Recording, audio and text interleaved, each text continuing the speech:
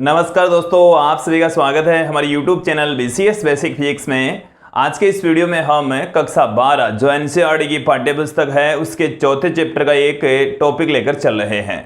NCERT की जो book है उसका जो चौथा चैप्टर है वो है गतिमान आवेश एवं चुंबकत्व है। और आज का जो हमारा टॉपिक है वो है एक समान चुंबकीय क्षेत्र में रखी आयताकार कुंडली पर लगने वाला बल और बल आघूर्ण।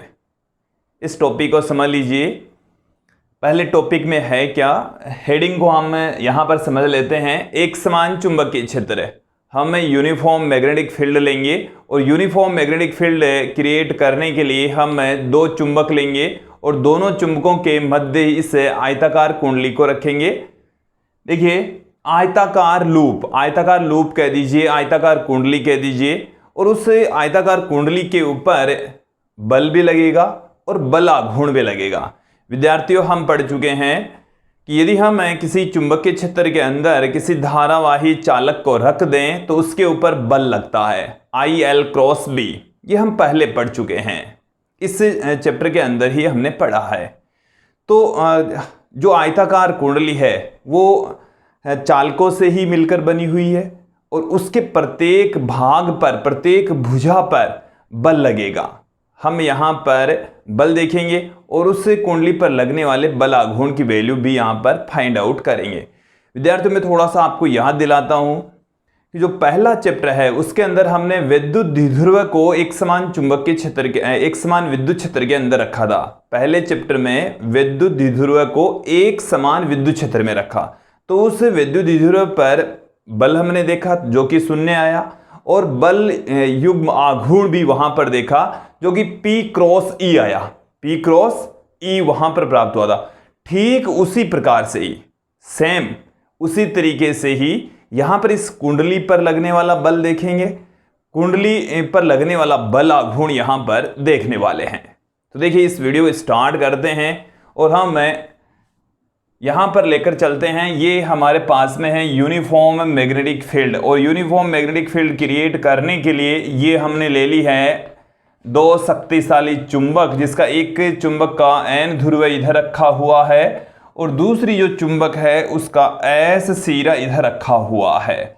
या ये दोनों जो चुंबक है वो इस घुनाल चुंबक की भांति भी हो सकती है, इस तरीके से भी हो सकती है। एक चुंबक का ये N सिरा हो सकता है, दूसरी चुंबक का ये S सिरा हो सकता है। एक तरीका तो ये है, दूसरी प्रारूप इस तरीके से भी हो सकता है, इस तरीके से ये कोई मैग्नेट हो, इस तरीके से भी पॉसिबल है। तो इन दोनों के बीच में यहां पर हम कुंडली को रख सकते हैं, मोस्टली यही होता है। अब हम यहां पर समझ लेते हैं कि ये हमारे पास में N और S ध्रुव वाले दो चुंबक हैं और इन दोनों चुंबकों के मध्य यहाँ पर यूनिफॉर्म मैग्नेटिक फील्ड क्रिएट हो जाता है। उस यूनिफॉर्म मैग्नेटिक फील्ड को मैं यहाँ पर इस तरीके से दिखा दूँ। ये समांतर रेखाओं के द्वारा हम एक समान चुंबकीय क्षेत्र को दिखा रहे हैं। ये हमने क्या दिखा दिया है, चुंबकीय क्षेत्र रेखाएं जो कि उत्तरी ध्रुव से बाहर निकल रही है और दक्षिणी ध्रुव में प्रवेश कर रही है। इस तरीके से इनको दिखाया जा सकता है। अब इस एक समान चुंबकीय क्षेत्र में हम एक आयताकार कुंडली को रखेंगे, धारावाही आयताकार कुंडली को रखा जाएगा। तो देखिए, उस कुंडली को मैं इस तरीके से दिखा रहा हूं। ये हमारे पास में कुंडली है, कुंडली का हम नाम भी यहां पर PQRS दे देते हैं कि ये वाली भुजा है PQ, ये है RS। इस तरीके से इसमें जो धारा प्रवाहित हो रही है वो इस तरीके से प्रवाहित हो रही है, यहां पर समझ लेंगे आप लोग। देखिए, यहां पर ये जो वायर है किसी सेल से जुड़ा हुआ है। इधर इस तरीके से दो ब्रश लगे हुए हैं इस वायर के संपर्क में, और ये जो भाग है वो आगे यहां पर एक सेल से कनेक्ट है, बैटरी से जुड़ा हुआ है। तो यहाँ से इस बैटरी के द्वारा इसको धारा प्राप्त हो रही है।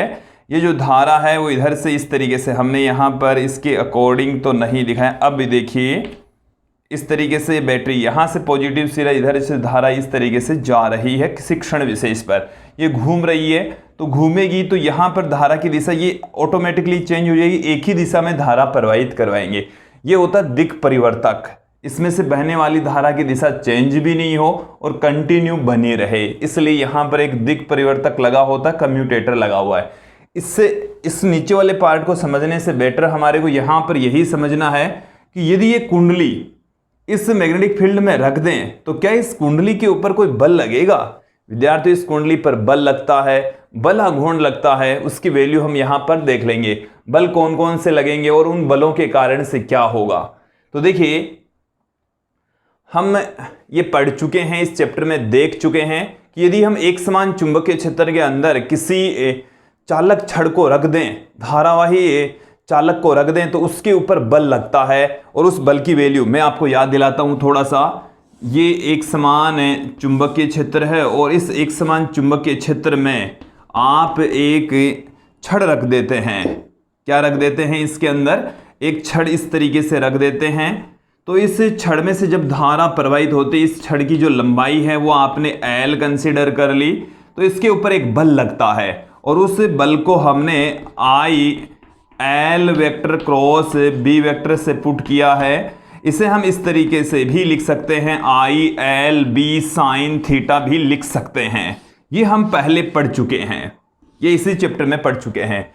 तो यदि किसी चालक को हम एक समान चुंबकीय क्षेत्र में रख देते हैं तो उस पर बल लगता है I L cross B, I L B sine theta, जहां थीटा L और B के बीच का एंगल होता है, ये पढ़ चुके हैं। क्लियर?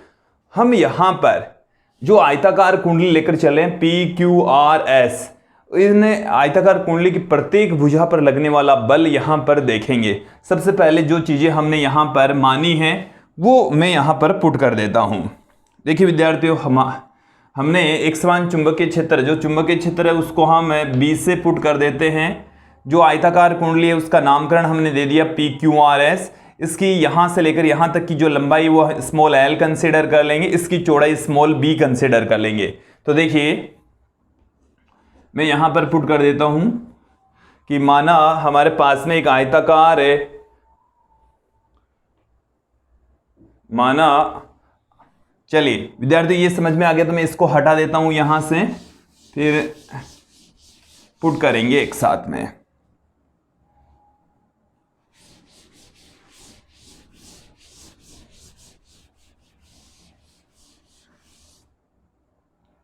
अब देखिए, जो चीजें हम लेकर चले हैं उनको मैं यहां पर पुट कर देता हूं कि माना एक आयताकार कुंडली, आयताकार कुंडली है P Q R S, इसका नाम है एक समान चुंबकीय क्षेत्र, एक समान चुंबकीय क्षेत्र, और उस चुंबकीय क्षेत्र को हमने नाम दे दिया है B में रखी हुई है।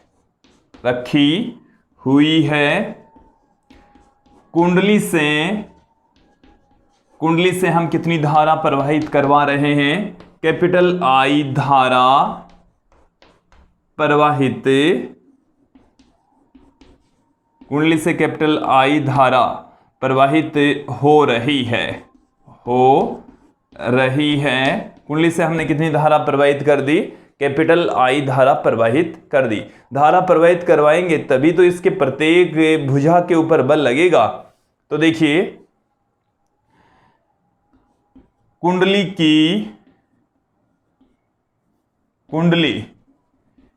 की लंबाई, कुंडली की जो लंबाई है वो तो कितनी हम कंसीडर कर लें?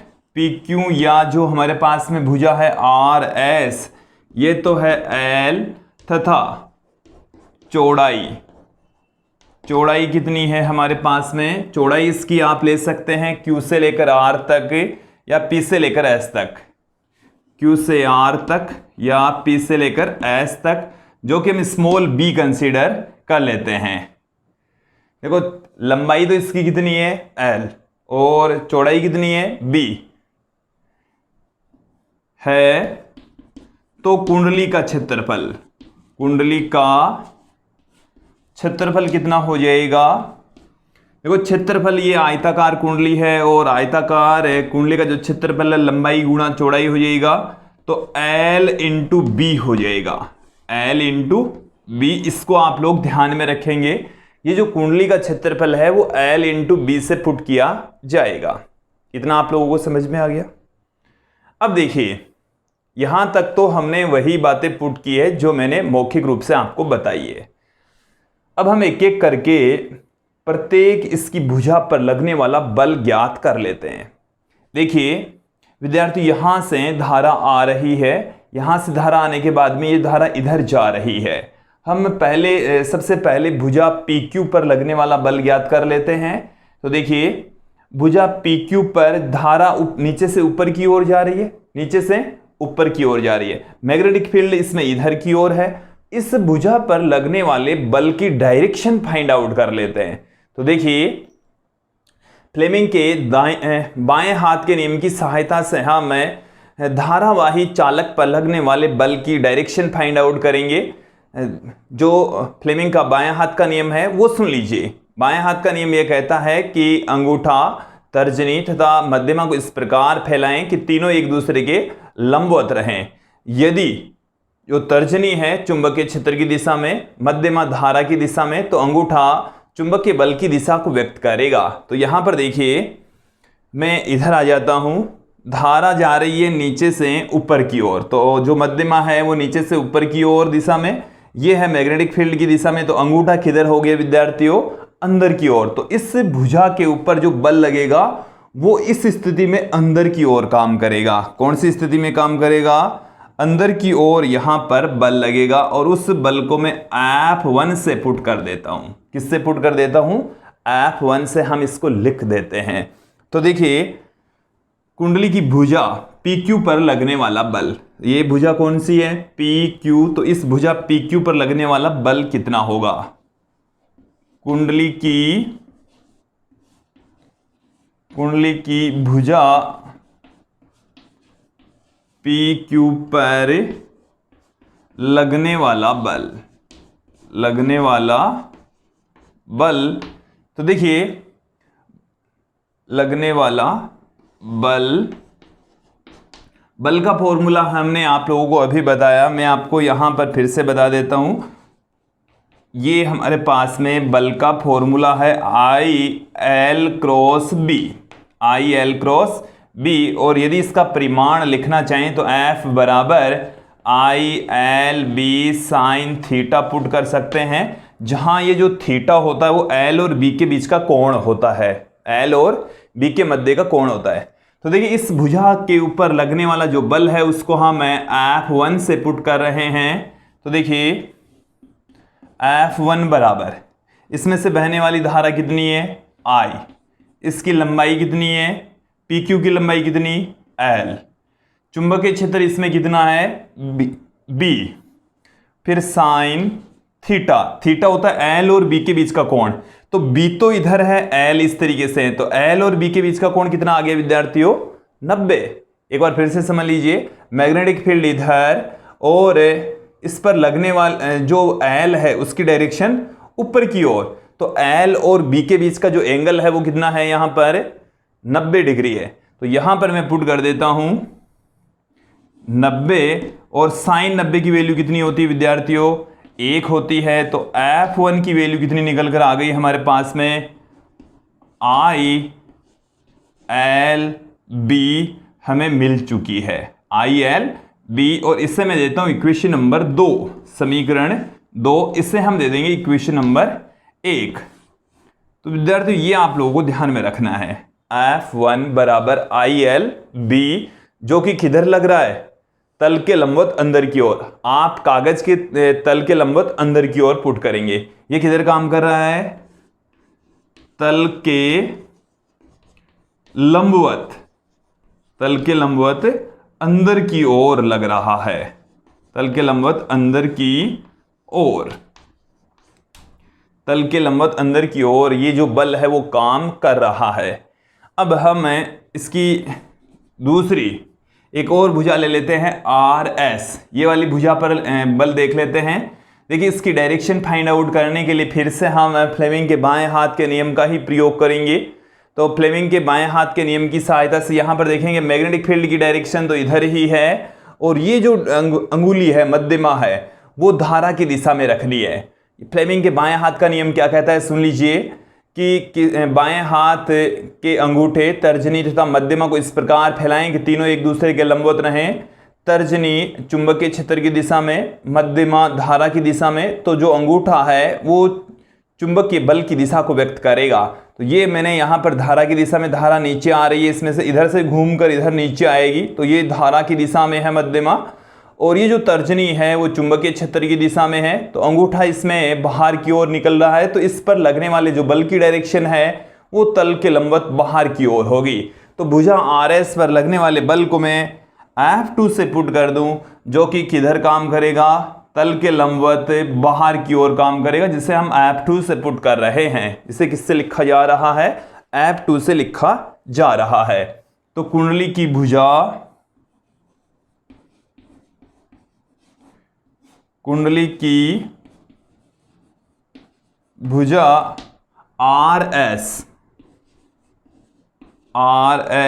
पर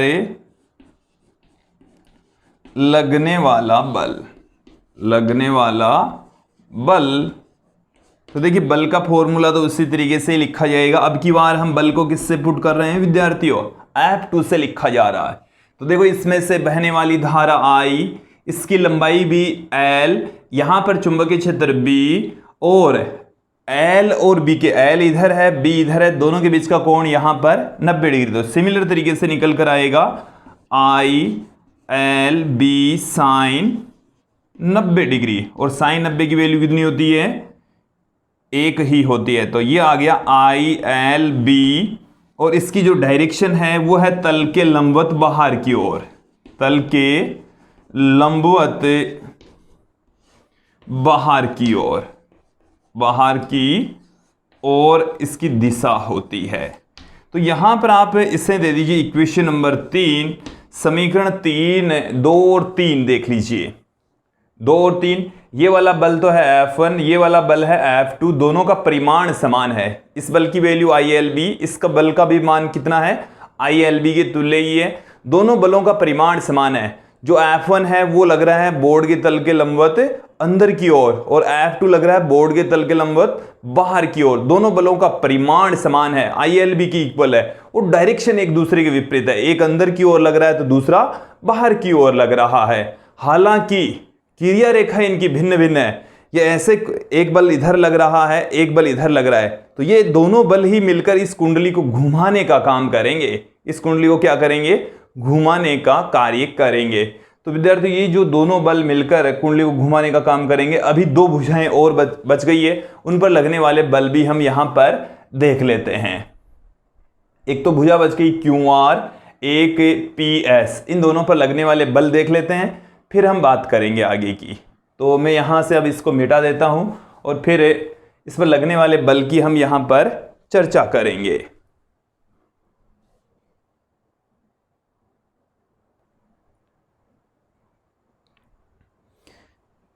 विद्यार्थियों, अब इस आयताकार कुंडली की 2 भुजाएं शेष रह गई है, उन पर लगने वाले बल को हम फाइंड आउट कर लेते हैं।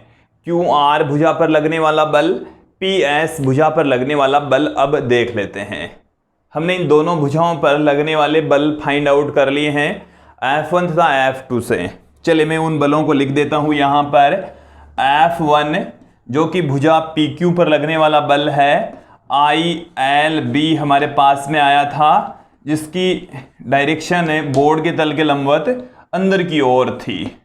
F2 जो कि भुजा RS पर लगने वाला बल है, उसका मान भी ILB के बराबर ही, और उसकी जो डायरेक्शन है बोर्ड के तल के लंबवत बाहर की ओर हमने निकाल ली। अब हम इसकी ये वाली भुजा ले लेते हैं QR। तो भुजा, कुंडली की कौन सी भुजा लेकर चल रहे हैं, अब हमें कुंडली की भुजा QR पर लगने वाला बल, QR आर पर लगने वाला बल, लगने वाला बल, इस बल को हम F3 से पुट कर देते हैं। किससे पुट कर देंगे? F3 से। देखिए विद्यार्थियों, जो बल का फॉर्मूला है वो इस तरीके से होता है, बहने वाली धारा, चालक की लंबाई इंटू चुंबकीय क्षेत्र। तो यहां पर देख लीजिए, जो धारा है वो तो बह रही है I, धारा कितनी बह रही है इसमें से? I बह रही है। इसकी लंबाई यहां से Q से लेकर R तक, देखो हमने P से लेकर Q तक की जो भुजा है उसको L माना था, और Q से लेकर R तक की जो भुजा है उसको B के इक्वल माना था। किसके इक्वल माना था? B के इक्वल। तो ये जो भुजा है QR या PS, इसकी लंबाई है स्मॉल b। कितनी है? स्मॉल b के इक्वल है। तो देखिए ये आगे small b cross capital B, क्योंकि ये भी कैपिटल B चुंबकीय क्षेत्र में रखी हुई है। कितने चुंबकीय क्षेत्र में रखी हुई है? कैपिटल B चुंबकीय क्षेत्र में रखी हुई है। अब देखिए विद्यार्थियों, इस भुजा पर लगने वाले बल को हम यहां पर देख लेते हैं, फाइंड आउट कर लेते हैं। देखिए फिर से हम फ्लेमिंग के बाएं हाथ के नियम का ही प्रयोग करेंगे। हमें ये जो अंगुली है वो चुंबकीय क्षेत्र की दिशा में, और जैसे मान लीजिए कि ये कुंडली इस तरीके से रखी है, ऐसे कुंडली रखी हुई है, ऐसे इसमें से धारा बह रही है, जैसे ये घूम रही है, घूमकर इस पोजीशन में है, इस स्थिति में है। इस स्थिति में यदि आ जाती है, या किसी एंगल पर भी हो सकती है, या ऐसे भी कुंडली हो सकती है। देखो ये ऐसे है कुंडली, ऐसे, ठीक है। मैंने यहां पर आप लोगों को बेटर तरीके से समझ में आ जाए इसलिए इसको इस तरीके से रखा है। ऊपर वाली जो भुजा है ये है Q और ये है R, तो इसमें धारा की डायरेक्शन तो इधर हो गई, और ये चुंबकीय क्षेत्र की दिशा में हो गई। तो अंगूठा किधर है? ऊपर की ओर। तो ये जो I इंटू में B vector cross capital B vector, ये किधर लगेगा? ऊपर की दिशा में लगेगा। कौन सी दिशा में काम करेगा? ऊपर की दिशा में काम करेगा। ये बल लग रहा है ऊपर की ओर। कौन सी दिशा में काम कर रहा है? ऊपर की ओर काम कर रहा है। क्लियर? अब देखिए यहां पर एक भुजा और शेष रह गई है, वो भुजा है PS। अब इस भुजा PS पर लगने वाले बल की वैल्यू हम यहां पर देख लेते हैं, इसकी डायरेक्शन क्या होगी। तो देखिए जब हमने ऊपर वाली भुजा में से धारा इस तरीके से मानी, तो ये ऐसे घूमकर ऐसे जाएगी, तो इसमें जो धारा की डायरेक्शन है वो इधर इस तरीके से होगी, अंदर की ओर होगी। चुंबकीय क्षेत्र तो अब भी उधर ही है, धारा की डायरेक्शन इधर, क्योंकि ऊपर से ऐसे होकर ऐसे जाएगी। तो पहले धारा को हमने इधर ली, फिर इधर ऐसे गई, इस वाले भाग में से किधर जाएगी? अंदर की ओर। तो अंगुली मैंने किधर रख दी? अंदर की ओर कर दी। तर्जनी किधर है? उसी डायरेक्शन में। अंगूठा किधर है? नीचे की ओर। तो तीनों एक दूसरे को लंबवत रखना है, तो अंगूठा वो ऑटोमेटिकली किधर आ जाएगा? नीचे की ओर आ जाएगा। तो इस पर लगने वाला जो बल है F3 ऊपर की ओर काम कर रहा है। F3 किधर काम कर रहा है? ऊपर की ओर। F जो 4 है वो नीचे की ओर काम करेगा। तो यहां पर देख लीजिए, इस डायग्राम की स्थिति में F3 और F4 को मैंने यहां पर दिखा दिया है। देखिए तो क्या होगा। कुंडली की भुजा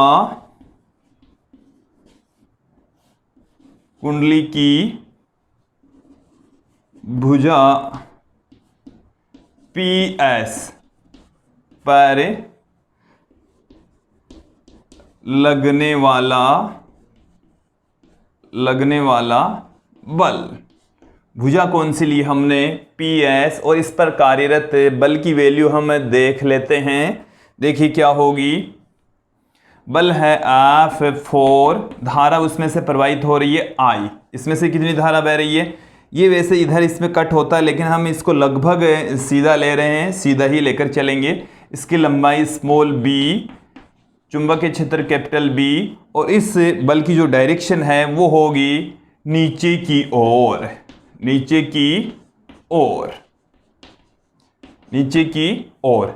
अब यहां पर आप ध्यान देंगे कि F3 ठीक ऊपर और F4 ठीक नीचे, दोनों बलों का परिमाण समान है। आप इसे इक्वेशन नंबर 2 दी होगी, इसे इक्वेशन नंबर हमने 3, इसे हम दे देते हैं इक्वेशन नंबर 4, और इसे हम दे देते हैं इक्वेशन नंबर 5। तो समीकरण 4 और 5 को देखिए। सबसे पहले दोनों बलों का परिमाण समान है। देखो इसका मान I b vector cross capital B vector, इसका मान भी i small b vector cross capital B vector, दोनों बलों का परिमाण समान है। डायरेक्शन एक की ऊपर की ओर दूसरे की नीचे की ओर, दोनों बलों का परिमाण समान और दिशा एक दूसरे के विपरीत है, तो इसलिए दोनों एक दूसरे को निरस्त कर जाते हैं और कुल बल शून्य हो जाता है। F3 और F4 का जो परिमाण है वो कितना हो जाएगा, शून्य हो जाएगा। F3 और F4 का परिमाण कितना हो जाएगा विद्यार्थियों, शून्य के इक्वल हो जाएगा। तो मैं यहां पर इसको पुट कर देता हूं, समीकरण 4 व 5 से, 4 और 5 से F3 और F4 का जो परिमाण है वो क्या है, समान है। परिमाण, बलों का परिमाण समान व दिशा एक दूसरे के विपरीत होने के कारण, बलों का परिमाण क्या है, परिमाण समान, परिमाण क्या है, समान, व दिशा एक दूसरे के विपरीत होने के कारण, एक दूसरे के विपरीत होने के कारण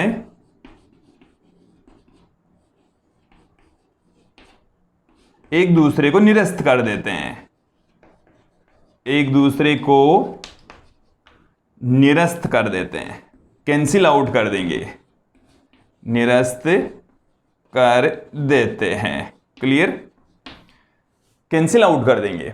अब हमारे पास में दो बल शेष रह गए। कौन कौन से बल रह गए, F1 और F2।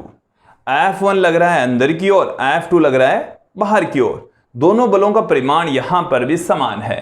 देखो ऐसे है कुंडली की भुजाएं दो, इस भुजा के ऊपर अंदर की ओर और इस वाली भुजा पर बाहर की ओर। तो ऐसे यदि एक अंदर लग रहा है एक बाहर लग रहा है तो ये जो कुंडली है वो इस तरीके से घूमेगी, क्योंकि इसकी क्रिया रेखा इधर, इसकी क्रिया रेखा इधर, दोनों की क्रिया रेखाएं अलग अलग होने के कारण से ये कुंडली को घूर्णन गति दे देते हैं, बल युग्म आघूर्ण प्रदान कर देते हैं।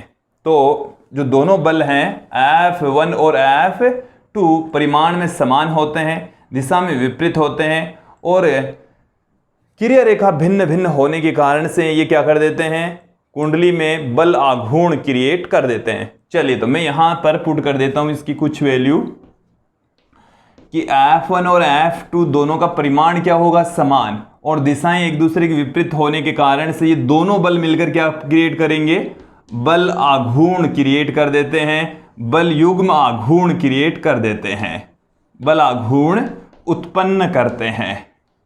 देखो जब बल आघूर्ण उत्पन्न होता है तो कुंडली है वो घूर्णन गति करती है। कुंडली कौन सी गति करेगी, कुंडली के ऊपर एक बल इधर लग रहा है एक बल इधर लग रहा है तो कुंडली इस तरीके से घूमती है, और जब कुंडली घूमेगी तो उस स्थिति में बल आघूर्ण कितना काम करता है उसकी वैल्यू हम यहां पर फाइंड आउट करने वाले हैं। तो देखिए कितनी वैल्यू होगी अब हम यहां पर देख लेंगे।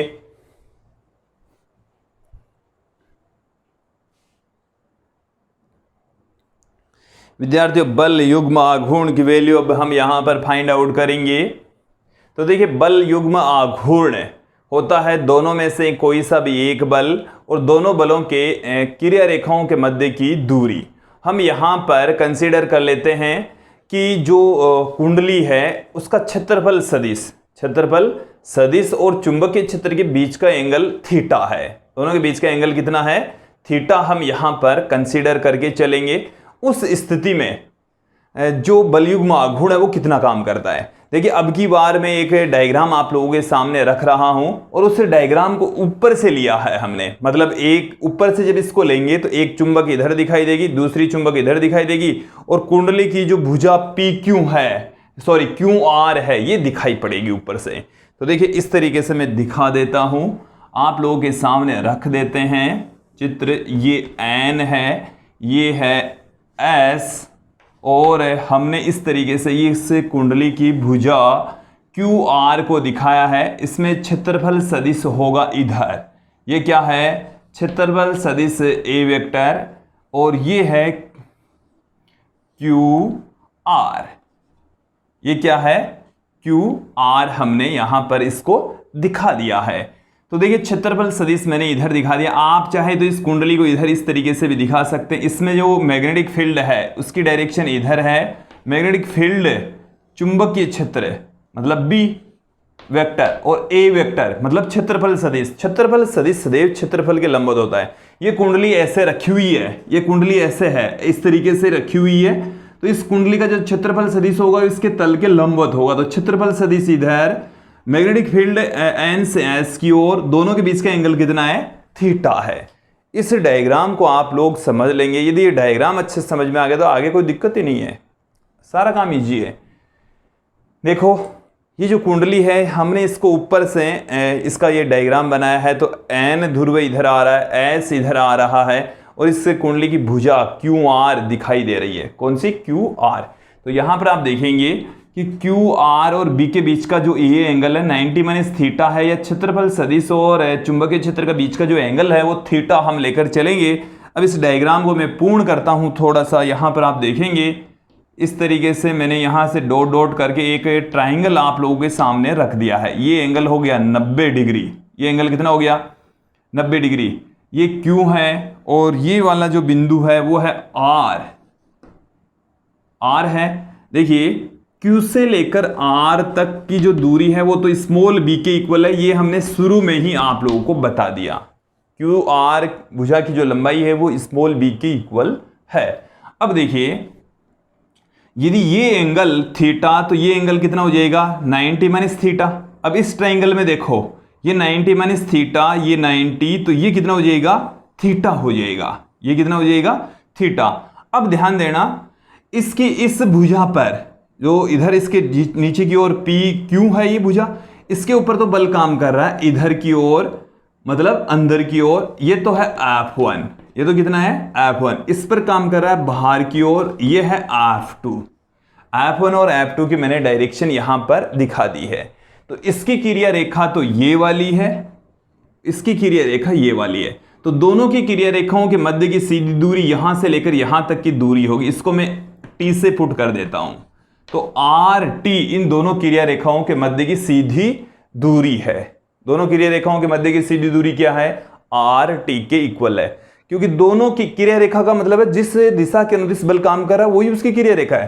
तो ये तो इस दिशा के अनुदिश काम कर रहा है, ये इस दिशा के अनुदिश काम कर रहा है, तो दोनों के बीच की सीधी दूरी R से लेकर T तो हो गई विद्यार्थियों। तो RT ही क्या है? क्रिया रेखाओं के मध्य की दूरी। तो कुंडली पर लगने वाला बल आघूर्ण, कुंडली पर लगने वाला, कुंडली पर लगने वाला बलयुग्म आघूर्ण, बलयुग्म आघूर्ण, बलयुग्म आघूर्ण को हम टो से पुट करेंगे। किससे लिखा जाएगा? टो से लिखा जाएगा। टो बराबर क्या होता है? कोई से भी एक बल का परिमाण। दो बल लग रहे हैं यहां पर, F1 और F2। कितने बल काम कर रहे हैं? F1 तथा F2।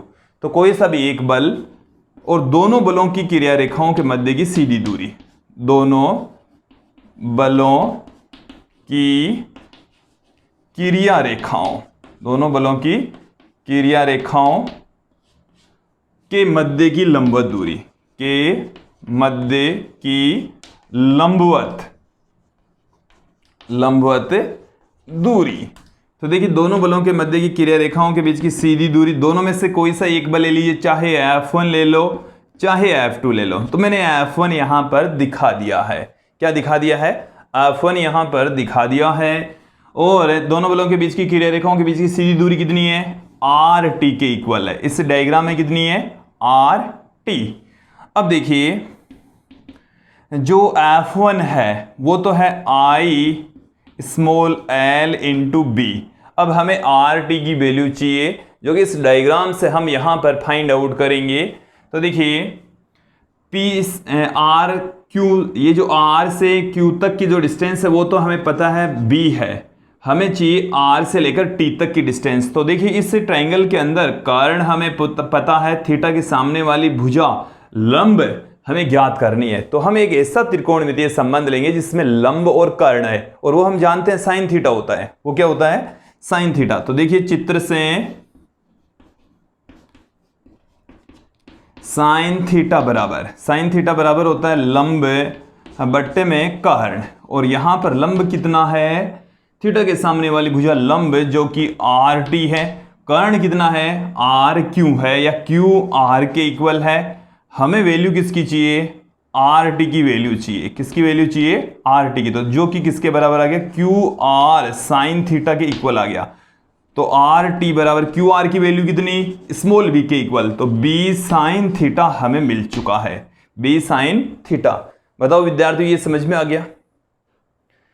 आर टी की वैल्यू यहां पर पुट कर दीजिए, small b sine theta, small b sine theta. तो देखो टो बराबर क्या निकल कर आ गया, i small l into small b, इसको मैंने ब्रैकेट में लिख दिया capital B sine theta, sine theta.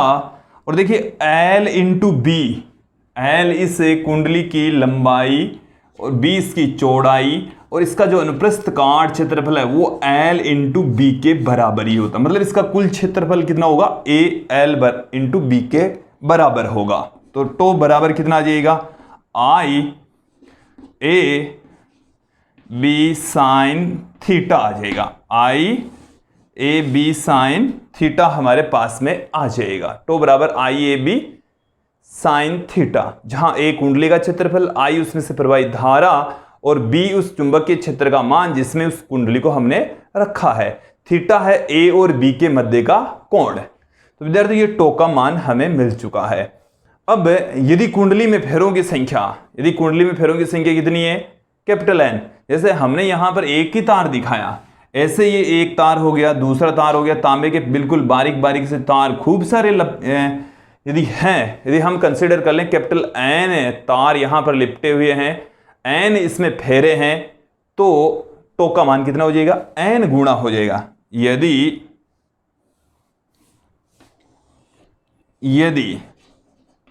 कुंडली में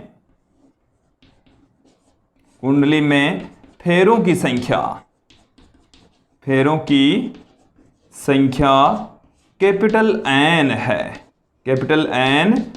तो टो बराबर हमारे पास में क्या आएगा, N I A B sine theta.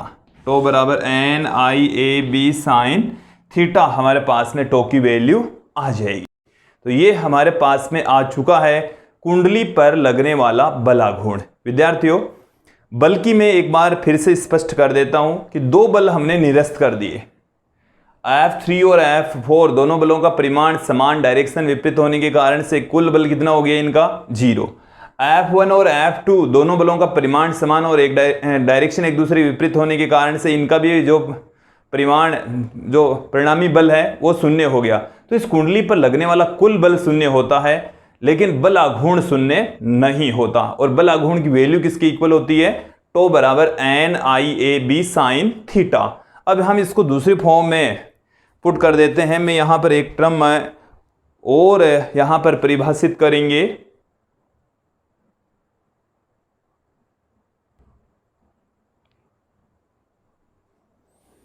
विद्यार्थियों, अब मैं यहां पर एक नई भौतिक राशि परिभाषित कर रहा हूं, चुंबकीय द्विध्रुव आघूर्ण।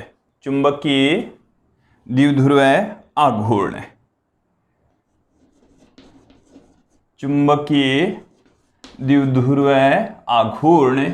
और जो चुंबकीय द्विध्रुव आघूर्ण होता है वो किसके तुल्य होता है, देखिए इसे कैपिटल एम या स्मॉल एम से प्रदर्शित करते हैं। मैं यहाँ पर कैपिटल एम ले रहा हूँ, लेकिन हमारी जो एनसीईआरटी की पाठ्य पुस्तक इसमें इसको स्मॉल एम से पुट किया है। तो देखो कोई डिफरेंस नहीं है, कई बुक्स वाले एम्स स्मॉल एम से, कई कैपिटल एम से रिप्रेजेंट कर देते हैं। देखिए किसके तुल्य होता है, ये चुंबक के लिए चुंबकीय द्विध्रुव आघूर्ण का फॉर्मूला अलग से होगा, और एक आयताकार कुंडली के लिए चुंबकीय द्विध्रुव आघूर्ण का फॉर्मूला अलग से होगा। हमारे पास में यहाँ पर एक आयताकार कुंडली है और उसके लिए चुंबकीय द्विध्रुव आघूर्ण का जो फॉर्मूला होता है वो क्या होता है, कुंडली में से प्रवाहित धारा तथा कुंडली के क्षेत्रफल के गुणनफल को हम चुंबकीय द्विध्रुव आघूर्ण कहते हैं। देखिए एक बार फिर से सुन लीजिए,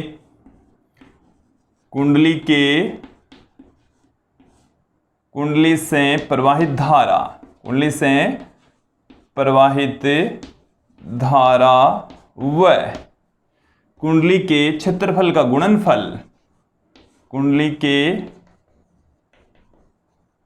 क्षेत्रफल का गुणन चुंबकीय द्विध्रुव आघूर्ण कहलाता है। चुंबकीय द्विध्रुव आघूर्ण कहलाता है। देखिए कुंडली का जो में से बहने वाली धारा है एन, इसका क्षेत्र आई और इसका जो क्षेत्रफल है वो है ए। यदि इसमें से एन फेरे हैं, इसके अंदर कितने फेरे हैं, एन फेरे हैं, तो जो टोटल जो धारा बहेगी वो एन आई बहेगी और चुंबकीय द्विध्रुव आघूर्ण का ये वाला फॉर्मूला हो जाएगा, एन आई ए हमारे पास में आ जाएगा विद्यार्थियों। तो देखिए हमारे पास में यहाँ पर कुंडली पर लगने वाला जो बल युग्म आघूर्ण है, कुंडली पर कार्यरत बल युग्म आघूर्ण वो क्या हो जाएगा, मैं इसके बारे में थोड़ी सी और चर्चा करूंगा। पहले हम इससे टो का निपटारा कर देते हैं। टो बराबर हमारे पास में था n I A B sine theta, तो यहां पर एन आई ए के स्थान पर हम क्या लिख देंगे, कैपिटल एम, तो ये बी साइन थीटा रह गया, तो एम बी साइन थीटा हमारे पास में टो की वैल्यू आ चुकी है। टो का मान किसके इक्वल आ गया है, एम बी साइन थीटा। इसे हम क्या लिख सकते हैं, टो वेक्टर बराबर m vector cross b vector भी इसे पुट किया जा सकता है। इस तरीके से भी इसको हम लिख सकते हैं। देखिए थीटा की अलग अलग वैल्यू पर टो का मान अलग अलग होगा। थीटा का जब मान हम कितना ले लें, पहली कंडीशन थीटा बराबर जब 0 डिग्री तो टो बराबर कितना जाएगा, देखो साइन 0 का मान 0 तो टो का मान भी कितना हो गया 0। जब थीटा 0 होता है अर्थात चुंबकीय क्षेत्र और क्षेत्रफल सदिश जब एक ही दिशा में होते हैं तो बल आघूर्ण शून्य होता है। बल आघूर्ण कितना होगा, शून्य होगा। और जब थीटा बराबर 90 डिग्री होता है, थीटा बराबर कितना होता है 90 डिग्री, तो टो बराबर देखो साइन 90 की वैल्यू 1 और टो का मान होगा एम बी के इक्वल और ये होगा सर्वाधिक मैक्सिमम। अब मैं आपको थोड़ा सा एनसीईआरटी की बुक के अंदर बता दूं कि इसी टो को small m b sine theta से लिखा है, घबराना नहीं है, सेम ही है, ठीक है, एम बी साइन थीटा। अब विद्यार्थियों में थोड़ा सा आपको और याद दिलाता हूं कि यदि हम एक समान विद्युत क्षेत्र में कोई विद्युत द्विध्रुव रख दें तो उसके ऊपर लगने वाला जो बल आघूर्ण का फॉर्मूला हमने निकाला था पी साइन थीटा, जहां पर देखो पी के स्थान पर यहां पर आ गया एम, विद्युत द्विध्रुव आघूर्ण की जगह आ गया चुंबकीय द्विध्रुव आघूर्ण, विद्युत क्षेत्र की जगह आ गया चुंबकीय क्षेत्र। टो का फॉर्मूला ये था, अब आ गया ये वाला फॉर्मूला। क्लियर? तो विद्यार्थियों हम इसकी तुलना एक समान विद्युत क्षेत्र के अंदर किसी विद्युत द्विध्रुव को रखने पर उस पर लगने वाले बल आघूर्ण से कर सकते हैं। सिमिलर ही रिजल्ट प्राप्त होते हैं, सेम होते हैं, एकदम एग्जैक्ट बराबर नहीं है। ये चुंबकीय क्षेत्र विद्युत क्षेत्र, चुंबकीय क्षेत्र और विद्युत क्षेत्र की यदि हम तुलना करें तो लगभग सेम ही प्राप्त होते हैं। अब यहां पर आप देखिए कि m बराबर हमने लिया है एन आई ए, जो कि हमने परिभाषित किया है चुंबकीय द्विध्रुव आघूर्ण के रूप में। अब इस चुंबकीय द्विध्रुव आघूर्ण का मात्रक क्या होगा, मात्रक देखिए इसका मात्रक होता नहीं है, आई का मात्रक हो गया एम्पियर, ये ए यहां पर क्षेत्रफल है तो एम्पियर इंटू मीटर स्क्वायर इसका मात्रक हो गया, एम्पियर इंटू मीटर स्क्वायर। अब इसकी विमा की यदि मैं बात करूं तो ये विमाहीन, इसकी विमा हो गई A1, इसकी विमा हो गई L2, तो L2 A1 इसकी विमा हो गई। ये एक सदिश राशि होती है जिसकी दिशा क्षेत्रफल सदिश की दिशा में होती है। इसकी दिशा किधर होगी, क्षेत्रफल सदिश की डायरेक्शन में होगी विद्यार्थियों। तो ये था चुंबकीय द्विध्रुव आघूर्ण और ये था कुंडली पर लगने वाला बल युग्म आघूर्ण। ये फॉर्मूले आप लोग अच्छे से ध्यान में रखेंगे ताकि हम इनको आगे जो हमारा टॉपिक आ रहा है चल कुंडली धारा मापी उसमें यूज में ले सकें और आपको बेटर तरीके से समझ में आ जाए। तो इस वीडियो को अच्छे से देख लेना, पूर्णतः देख लेना, दोबारा देख लेना ताकि हमें धारा मापी दोबारा अच्छे से समझ में आ जाए। विद्यार्थियों यदि आप हमारे YouTube चैनल से नोट्स प्राप्त करना चाहते हैं तो इन नंबरों पर व्हाट्सएप कीजिए 9460239358। सिर्फ व्हाट्सअप करना है, कॉल बिल्कुल नहीं करना है। आपको इस चैप्टर के नोट्स भेज दिए जाएंगे। तो आज के लिए इतना ही। धन्यवाद दोस्तों।